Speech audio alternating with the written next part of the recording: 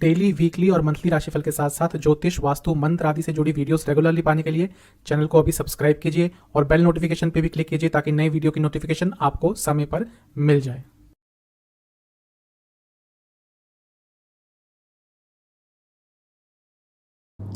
ओम गणेशाय नमः। ओम नमः शिवाय। मैं निखिल ज्योतिषाचार्य आप सभी का मेरे चैनल पे पुनः स्वागत करता हूँ। आशा करता हूँ आप सभी स्वस्थ होंगे। महादेव की कृपा आप सभी पर सदैव बनी रहे। यह वीडियो है लिब्रा यानी कि तुला के अक्टूबर 2022 के मासिक राशिफल के बारे में। एक सामान्य विश्लेषण होता है आपके जीवन के जितने भी प्रमुख एस्पेक्ट्स होते हैं, जैसे कि जनरल प्रेडिक्शंस, कौन कौन से योग बन रहे हैं, career, business, love life, married life, finances, students और हेल्थ, इन सभी को इसमें इंक्लूड किया जाता है और वीडियो के अंत में उपाय भी बताया जाता है जिसके करने से आपके लिए आने वाले महीने की जो सकारात्मकता है वो बढ़ जाए। तो शुरुआत करते हैं तुला यानी कि लिब्रा के अक्टूबर 2022 के मासिक राशिफल का जनरल प्रेडिक्शंस के साथ। शुरुआत करते हैं जनरल प्रेडिक्शंस के साथ और सबसे पहले देखेंगे कि ग्रहों में क्या क्या परिवर्तन होगा या ग्रहों की स्थिति में क्या क्या परिवर्तन होगा। सबसे पहले तो दो ग्रह वक्री से मार्गी हो रहे हैं यानी कि बुध और शनि। बुध 3 अक्टूबर के आसपास हो जाएंगे और शनि महाराज 23 अक्टूबर को मार्गी हो रहे हैं। सूर्य राशि परिवर्तन करेंगे, अपनी नीच की राशि में आएंगे 16-17 अक्टूबर के आसपास।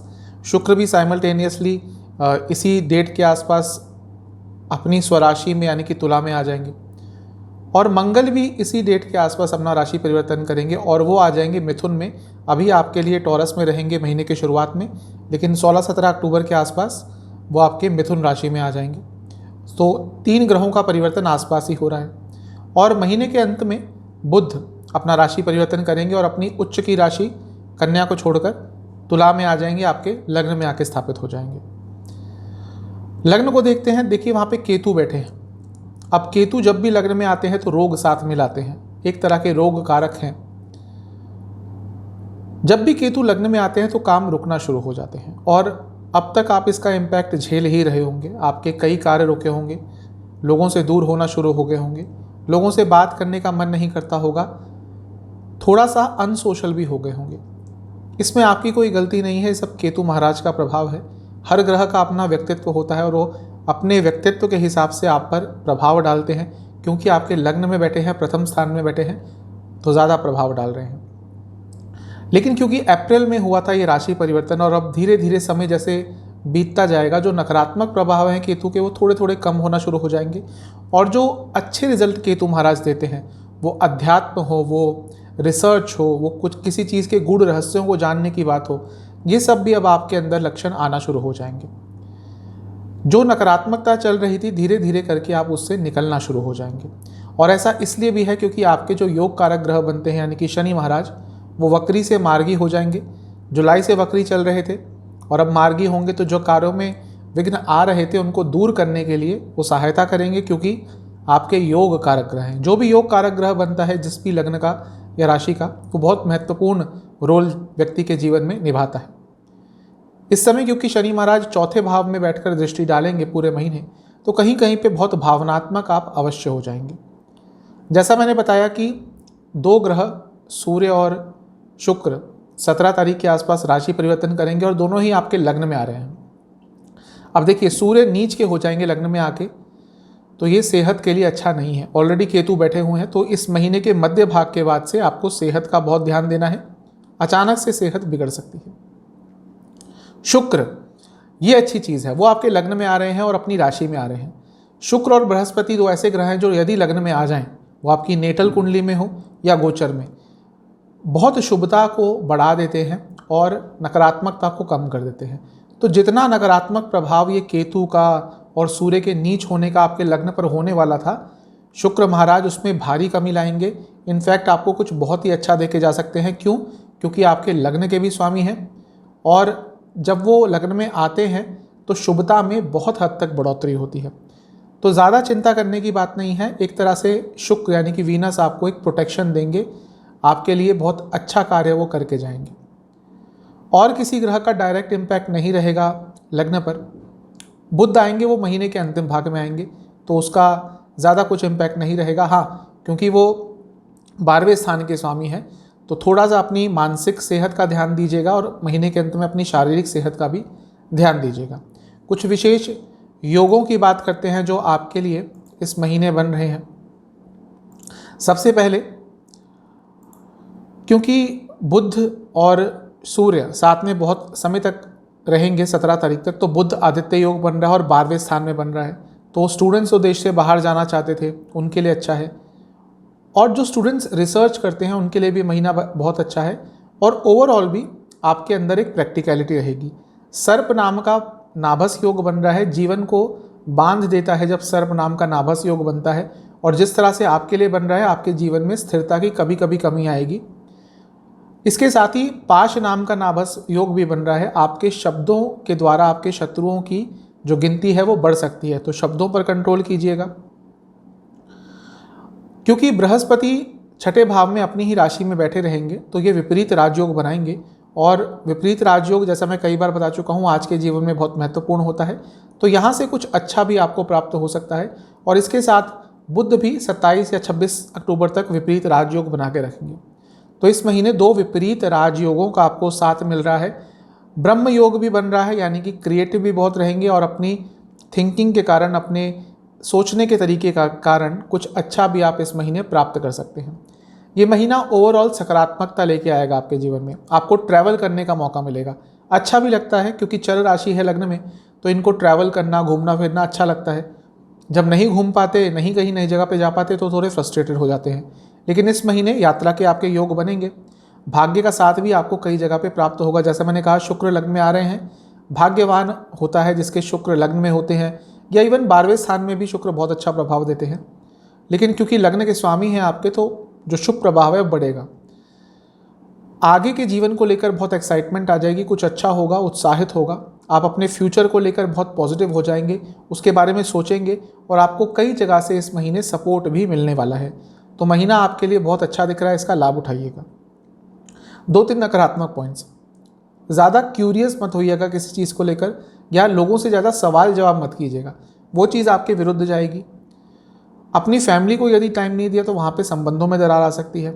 और इसके साथ ही ओवर थिंकिंग से बचना है, स्पेशली जहाँ पे पर्सनल बातें आती हैं, इमोशनल बातें आती हैं, वहाँ पे ओवर थिंकिंग के कारण प्रॉब्लम्स बढ़ जाएंगी। महीने के शुरुआती 10 दिन बहुत अच्छे हैं, भाग्य का साथ मिलेगा। महीने के बीच के 10 दिन में भी भाग्य का साथ मिलेगा यहाँ पे, लेकिन थोड़ी सी ओवर थिंकिंग हो सकती है। जो महीने के अंतिम 10 दिन है, यहाँ पे अपने जीवन में आप कुछ बहुत ही अच्छा प्राप्त कर पाएंगे। महीना बहुत अच्छा दिख रहा है, लाभ उठाइएगा। चलते हैं करियर की तरफ। 10वें स्थान को देखा जाता है, वहाँ पे शनिदेव की दृष्टि बनी रहेगी, क्योंकि वो आपके लिए सस नाम का महापुरुष योग बना के बैठे हैं, राजयोग बना के बैठे हैं। और इस महीने वक्री से मार्गी हो रहे हैं, यानी कि यदि कोई प्रॉब्लम आ भी रही थी कार्य क्षेत्र में, तो अब वो दूर होना शुरू हो जाएगी। कुछ कार्य आपके अटक रहे थे, आप जॉब चेंज का प्रयत्न कर रहे थे लेकिन वो नहीं हो रहा था, तो ये सारे कार्य आपके बनने शुरू हो जाएंगे। बृहस्पति जी की भी दृष्टि रहेगी 10वें स्थान पर, और योग क्योंकि स्वराशि में है, विपरीत राजयोग में है, तो यदि कुछ ऐसा आप काम करते हैं जिसमें कंपटीशन होता है, जिसमें थोड़ा सा आपको एक्टिव रहना पड़ता है, थोड़ा सा एग्रेसिव रहना पड़ता है, तो ये महीना आपके लिए काफ़ी अच्छा जाएगा। स्पेशली मार्केटिंग, सेल्स इत्यादि, इनसे जुड़ा कुछ भी कार्य करते हैं, कॉरपोरेट सेक्टर में है, तो महीना अच्छा जाता हुआ दिख रहा है। क्योंकि 10वें भाव से 12वें में मंगल आ जाएंगे 17 तारीख के आसपास, तो वहाँ पे थोड़े से अपने बॉसेस के साथ क्लैशेस हो सकते हैं, मैनेजमेंट के साथ क्लैशेस हो सकते हैं। ज़्यादा लंबा समय नहीं जाएगा, लेकिन थोड़ा सा आपको धैर्य बनाकर रखना पड़ेगा उस तारीख के आसपास, क्योंकि लग्न के स्वामी शुक्र बनते हैं और वो भी लग्न में आ जाएंगे 17 तारीख तक, जो कि 10वें स्थान से चौथा स्थान है। लेकिन उनके साथ ही बहुत और ग्रह भी आ जाएंगे, यानी कि केतु ऑलरेडी होंगे, सूर्य भी आ जाएंगे, तो इमोशनली थोड़ा सा डिस्टर्ब रहेंगे जहाँ तक आपके करियर की बात हम कर सकते हैं। वैसे सब कुछ अच्छा होगा, पैसा आएगा, मान सम्मान प्राप्त होगा, लेकिन इमोशनल सेटिस्फैक्शन की, या कहिए प्रोफेशनल सेटिस्फैक्शन की, कहीं ना कहीं कमी रहेगी। ये महीना थोड़ा बिजी जाने वाला है। आपको कई ऐसे कार्य दिए जाएंगे जो आपको बहुत जल्दी करके देने पड़ेंगे, और उसके कारण कहीं पे गलती भी हो सकती है, तो थोड़ा सा धैर्य रखिएगा। क्योंकि लग्न में चर राशि है और 10वां स्थान भी आपके चर राशि का है, तो कभी कभी जल्दबाजी में गलती कर जाते हैं। धैर्य बना के रखिएगा। आपको अपना बेस्ट देना है और बाकी सब छोड़ देना है भाग्य पे। इस महीने आप अच्छा कार्य करेंगे तो उसको रिकॉग्निशन अवश्य प्राप्त होगा। जैसा मैंने कहा था, नई जॉब ढूंढ रहे थे तो बात बन सकती है, तो उसकी पूरी संभावना है। जॉब चेंज करने के बारे में आप सोच रहे हैं तो ये महीना बहुत अच्छा है, चांसेस आपको मिल सकते हैं। बस एक चीज़ कहूँगा कि इतना डिवोशन भी मत दिखाइएगा अपने कार्य क्षेत्र में कि आप बाकी चीज़ों को भूल ही जाएं। हो सकता है इस महीने इतना बिजी रहें कि कहीं आपकी पर्सनल लाइफ, आपकी हेल्थ, बाकी सारी चीज़ें पीछे हो जाएं और उसके कारण आप कहीं जीवन में आगे नहीं बढ़ पाएंगे। एक बैलेंस लाना आपको बहुत इंपॉर्टेंट रहेगा। थोड़ा सा अपने कलीग्स के साथ भी संबंधों पर काम करेंगे तो अच्छा रहेगा। 2-3 नकारात्मक पॉइंट्स, ओवर एक्साइटमेंट बहुत रहेगा, वो दिक्कत दे सकता है। एग्रेशन भी कभी कभी आ जाएगा, वो भी दिक्कत दे सकता है। और वाणी में थोड़ा ईगो आ जाएगा और ये भी थोड़ा दिक्कत दे सकता है। इन 3 चीज़ों से बच के रहिए। महीने के शुरुआती 10 दिन बहुत अच्छे हैं, भाग्य का साथ मिलेगा। चीज़ें जो रुक रही थी, अटक रही थी, पूरी होंगी। महीने के बीच के 10 दिन भी आपके लिए अच्छे ही हैं। बस यहाँ पर अगर आपको कोई एक्स्ट्रा काम मिलता है तो उसके लिए ना मत कहिएगा। जो महीने के अंतिम 10 दिन है, यहाँ पे कुछ एक्साइटिंग आपके करियर में होने वाला है।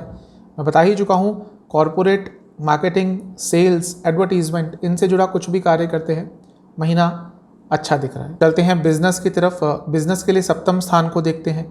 अब सप्तम स्थान में राहु है। बिजनेस के लिए बुरा नहीं होता, स्पेशली यदि बाहर से संबंधित आपका कुछ बिजनेस है, कुछ भी जिसमें फॉरेन एलिमेंट आ गया या कुछ भी ऐसा जिसमें आप चीज़ों को थोड़ा सा छिपाते हैं, तो ये महीना आपके लिए बहुत अच्छा है। या मीडिया से संबंधित आपका कोई बिजनेस है तो महीना बहुत अच्छा रहेगा। और किसी ग्रह का डायरेक्ट प्रभाव महीने के शुरुआती भाग तक तो नहीं रहेगा। उसके बाद सूर्य आ जाएंगे, लग्न पे नीच के हो जाएंगे, वो देखेंगे आपके सप्तम भाव को। अब सूर्य भले ही पर्सनल लाइफ, हेल्थ के हिसाब से जब नीच के होते हैं तो नेगेटिव प्रभाव देते हैं, लेकिन बिजनेस में कभी कभी अच्छे प्रभाव भी मिल जाते हैं। आप थोड़े प्रैक्टिकल रहेंगे इस महीने। आप ये नहीं सोचेंगे कि ये कार्य मेरे को शोभा देगा या नहीं, आप पैसे के बारे में सोचेंगे। और जो लोग बिजनेस करते हैं उनके लिए ये सोच बहुत अच्छी होती है। काफ़ी प्रैक्टिकल आपकी अप्रोच रहेगी। और एक और अच्छी चीज़ है कि शुक्र भी आ जाएंगे आपके लग्न में और वो भी सप्तम भाव को देखेंगे। और क्योंकि शुक्र आपके लग्न के स्वामी हैं, राजयोग बनाएंगे और जब आपके सप्तम भाव को देखेंगे तो आपको शुभ प्रभाव ही अवश्य देंगे। 7वें भाव के स्वामी मंगल हैं, जो शुरुआती भाग में यानी कि 16-17 तारीख तक रहेंगे आपके 8वें स्थान पर। वहाँ तक थोड़ी अनिश्चितता रहेगी। उसके बाद वो भाग्य स्थान में चले जाएंगे और वहाँ से आपके बिजनेस में भाग्य भी आपका साथ अवश्य देगा। ये महीना अच्छा दिख रहा है। प्रिपेयर्ड रहिएगा, चेंजेस आएंगे, लेकिन अच्छे चेंजेस आएंगे। उनको या कहिए उनका फ़ायदा उठाने के लिए आपको प्रिपेयर्ड रहना पड़ेगा। कुछ ना कुछ ऐसा होगा जो आपको इंस्पिरेशन देगा अपने बिजनेस में आगे बढ़ने के लिए। स्टेबिलिटी आती हुई दिख रही है और अपने बिजनेस में जो आपने मेहनत करी है उसके अच्छे परिणाम आपको इस महीने मिलते हुए दिख रहे हैं। गवर्नमेंट से भी कुछ कार्य अटक रहे थे, वो भी आपके इस महीने पूरे हो सकते हैं। ओवरऑल सक्सेस मिलता हुआ दिख रहा है। जहाँ तक 2-3 नेगेटिव पॉइंट्स की बात है वो ये हैं, एक थोड़ा सा जल्दबाजी कभी कभी आपके अंदर रहेगी और वहाँ पे पैसों के संबंध में कुछ नुकसान कर सकते हैं। इसके साथ ही कभी कभी आप अपने आप को बहुत ओवर स्मार्ट समझेंगे और वहाँ पे कोई गलत निर्णय लेंगे बिना किसी पूछे और वो भी नुकसान दे सकता है। और एग्रेशन, ये 3 चीज़ें हैं जो नुकसान दे सकती हैं। महीने के शुरुआती 10 दिन आपकी ऊर्जा सकारात्मक रहेगी, उसका बिजनेस में उपयोग कर पाएंगे। महीने के बीच के 10 दिन सक्सेसफुल हैं, चीज़ें आगे बढ़ेंगी। महीने के अंतिम 10 दिन में बहुत पॉजिटिव चेंजेस आते हुए दिख रहे हैं। यदि आप agriculture, health care industry, transport, aviation, hospitality, इनसे जुड़ा कुछ भी बिजनेस करते हैं, पब्लिकेशन से जुड़ा भी कुछ बिजनेस करते हैं, तो आपके लिए महीना अच्छा है। चलते हैं लव लाइफ की तरफ। जहाँ तक लव लाइफ की बात है, सबसे पहले नो कॉन्टैक्ट सिचुएशन की बात करेंगे और उसके हिसाब से महीना अच्छा दिख रहा है। सकारात्मक रिजल्ट मिल सकते हैं। बातचीत बंद थी तो बातचीत दोबारा चालू हो सकती है, लेकिन उसके लिए बहुत प्रयत्न करने पड़ेंगे। सकारात्मक और स्थिर, यानी कि आपको पॉजिटिव सोच रखनी पड़ेगी और कंटिन्यूस एफर्ट रखेंगे तो हो सकता है जैसे जैसे महीना आगे बढ़े कहीं ना कहीं वो जो नो कॉन्टैक्ट वाली सिचुएशन थी वो ठीक हो जाएगी और आपकी बातचीत दोबारा से शुरू हो सकती है। हो सकता है इसमें आपको अपने किसी दोस्त की भी सहायता लेनी पड़े। जहाँ तक नए रिलेशनशिप की बात है, उसके लिए भी महीना सकारात्मक दिख रहा है।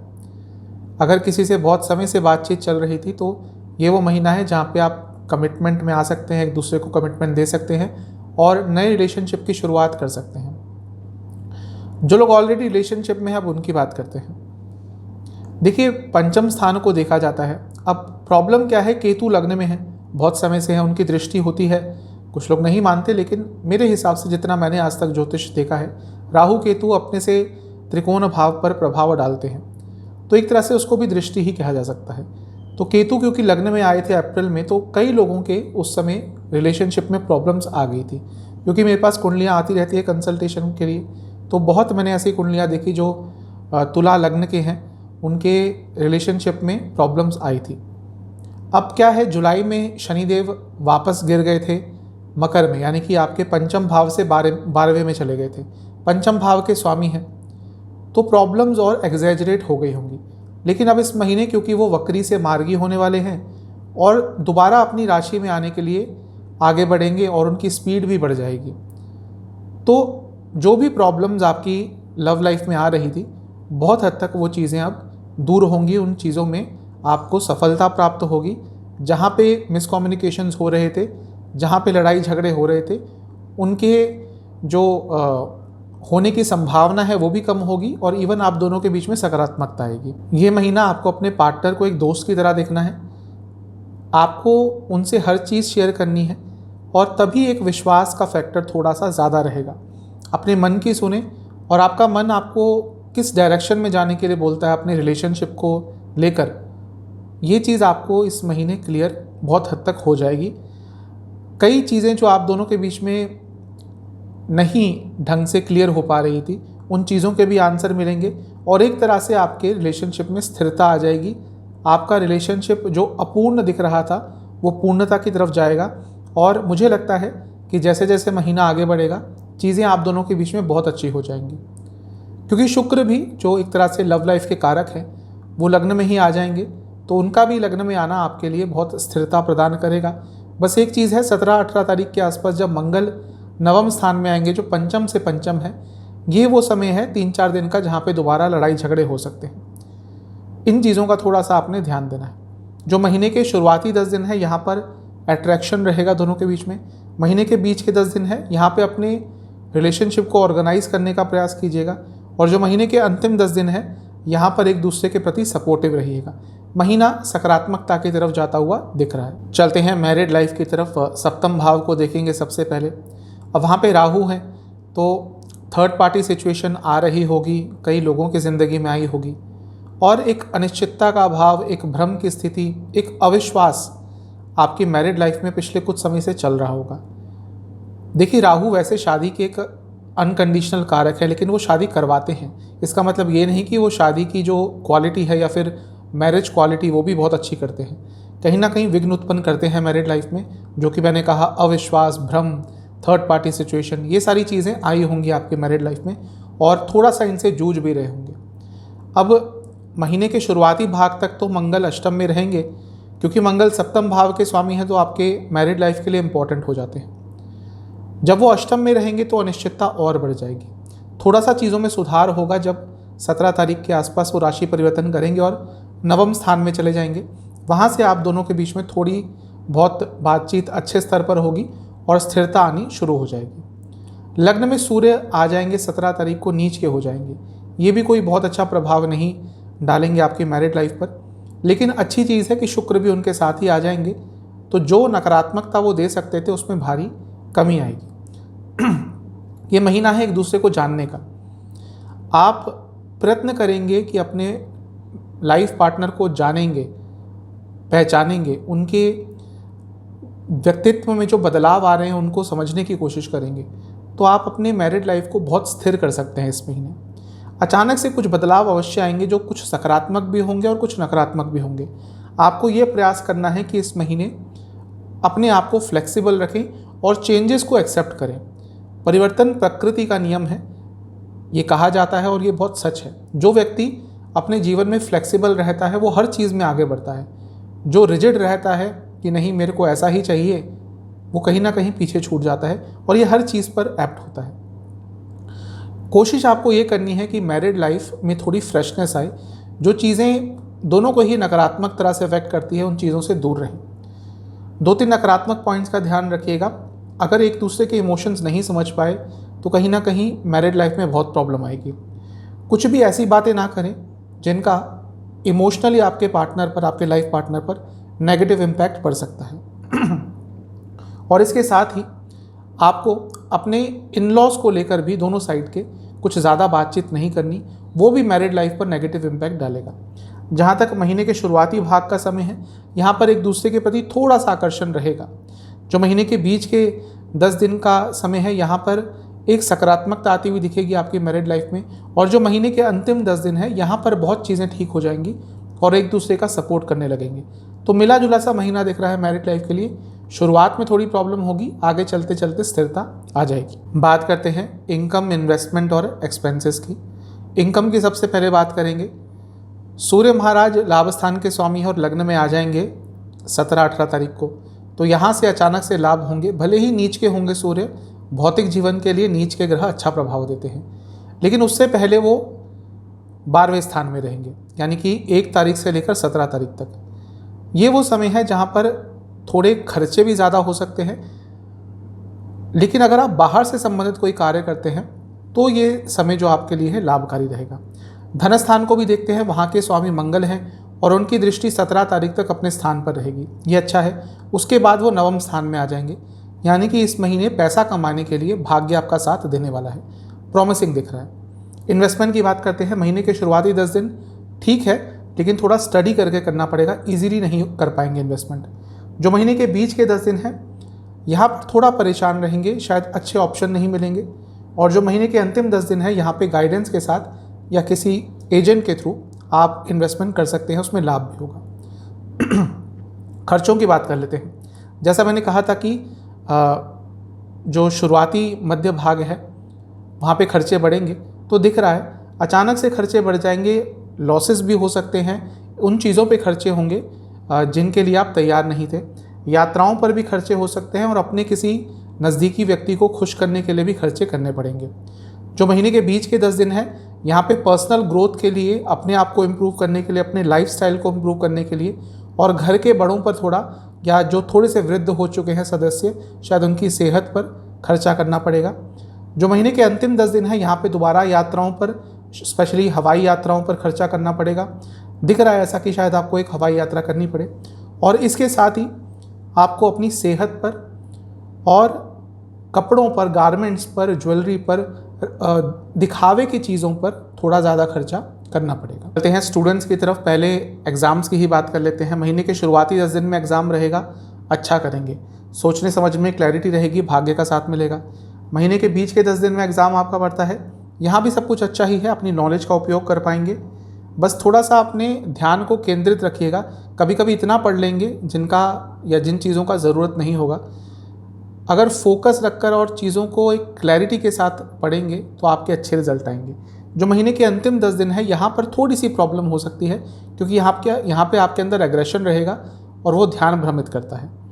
पंचम भाव को देखते हैं स्टूडेंट्स के लिए। पंचम भाव के स्वामी शनि महाराज बनते हैं, अपने से 12वें में बैठे हैं, तो पिछले कुछ समय में कुछ प्रॉब्लम्स आ रही होंगी, स्पेशली भावनात्मक तौर पर। या तो फैमिली का साथ नहीं मिल रहा होगा और अपने आप को ही नहीं समझ पा रहे होंगे। लेकिन क्योंकि पंचम भाव के स्वामी शनि महाराज इस महीने वक्री से मार्गी हो रहे हैं, तो स्टूडेंट्स के लिए बहुत हद तक प्रॉब्लम सॉल्व होंगी। जो हायर स्टडीज़ करते हैं उनके लिए भी अच्छा समय है, क्योंकि मंगल 9वें स्थान में आ रहे हैं और मंगल आपके लिए 7वें भाव और दूसरे भाव के स्वामी हैं। तो जो स्टूडेंट्स हायर स्टडीज़ के लिए देश के बाहर जाना चाहते हैं, उनके योग बन सकते हैं। जो हायर स्टूडेंट्स या हायर स्टडीज़ करने वाले स्टूडेंट्स पार्ट टाइम इनकम करना चाहते हैं, उनके लिए भी महीना अच्छा है। ये महीना आपको थोड़ा क्रिएटिव रहना पड़ेगा, तभी अपने स्टडी फील्ड में कुछ अच्छा कर पाएंगे। चेंजेस बहुत सारे लाने पड़ेंगे, भाग्य का साथ मिलेगा, लेकिन अगर चेंजेस नहीं लाए तो वो भाग्य का साथ किसी काम का नहीं रहेगा। आपको अपने पढ़ने के तरीक़ों में थोड़ा इन्वेंशन करना पड़ेगा, क्योंकि समय के साथ बहुत कुछ बदलता है और आज के समय में तो हर हफ्ते में कुछ चीज़ें बदल जाती हैं। अगर वहीं पे रहे जहाँ पे थे, आगे नहीं बढ़ पाएंगे। इसके साथ ही आपको अपने माइंड को थोड़ा रिलैक्स करना पड़ेगा, कुछ रिलैक्सिंग टेक्निक सीखनी पड़ेंगी, क्योंकि कभी कभी बहुत विचलित हो जाएंगे। जो महीने के शुरुआती 10 दिन है, यहाँ पर फ्लेक्सिबल रहिएगा। जो महीने के बीच के 10 दिन है, यहाँ पे रिलैक्स रहिएगा। जैसा मैंने कहा थोड़ी देर पहले, यही वो समय है जहाँ पर मन विचलित बहुत होगा। जो महीने के अंतिम 10 दिन है, ये अपने स्टडी लाइफ में कुछ नई शुरुआत करने के लिए बहुत अच्छे हैं। सेहत की तरफ चलते हैं। केतु लग्न में है, मैं कह चुका हूँ प्रॉब्लमेटिक होता है सेहत के लिए। अब सूर्य भी नीच के हो जाएंगे, लग्न में आके स्थापित हो जाएंगे, तो ये महीना सेहत के हिसाब से थोड़ा नकारात्मक हो सकता है। ओवरऑल आपको इन्फेक्शंस, एसिडिटी, हड्डियों की प्रॉब्लम, ये सब तो बहुत तंग करने वाली है। और हार्मोनल डिसऑर्डर्स भी, हार्मोनल इम्बैलेंस भी रहेगा। महीने के शुरुआती 10 दिन में चेस्ट के रोग, शोल्डर के आसपास थोड़ा दर्द, बॉडी में पेन और वाटर रिटेंशन की प्रॉब्लम बहुत तंग करेगी और कहीं कहीं वायु रोग भी रहेंगे। जो महीने के बीच के 10 दिन हैं, यहाँ पर ENT यानी कि ईयर नोज थ्रोट की प्रॉब्लम्स बहुत तंग करेंगी और स्लीप डिसऑर्डर्स बहुत तंग करेंगे।